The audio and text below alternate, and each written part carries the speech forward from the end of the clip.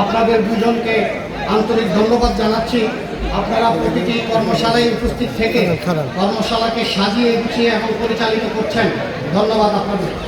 উপস্থিত আছেন ঢাকা ৯ আসনে আশা আকাঙ্ক্ষার মুক্ত প্রতীক বাংলাদেশ জাতীয়তাবাদী মহিলা দলের প্রধান, মহিলা দলের নেত্রী জনাবা আফরোজা আব্বাস।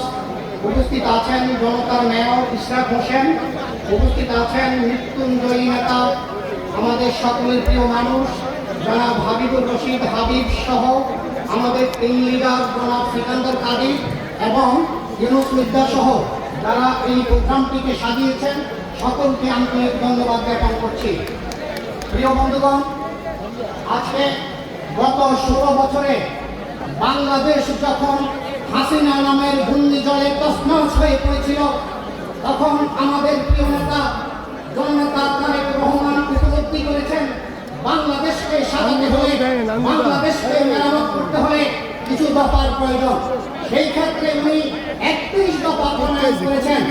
যদি এই ৩১ দফা রাষ্ট্র কাঠামো মেরামতে যদি এটা বাস্তবায়ন করা যায়, বাংলাদেশে আইনের শাসন, বাংলাদেশে সুশাসন, বাংলাদেশে গণতন্ত্র প্রতিষ্ঠিত হবে, এটা নিশ্চিত করে আমরা বলতে পারি। সময়ের স্বল্পতায় বক্তব্য সংক্ষিপ্ত করতে হচ্ছে। আমি বলতে চাই, আদালত কর্তৃক শেখ হাসিনাকে রং হেডেড বলেছিল। এই রং হেডেড, এই মস্তিষ্ক বিকৃতি এই শেখ হাসিনাকে আমাদেরকে ইন্টারপোলের মাধ্যমে তাকে ধরে নিয়ে এসে বিচার করতে হবে। আমার আর একটি লাইন বলে আমি আমার বক্তব্য শেষ করতে চাই।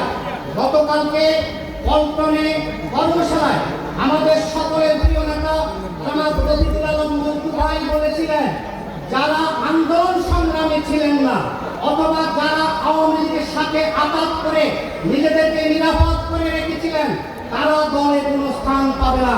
আমি বলতে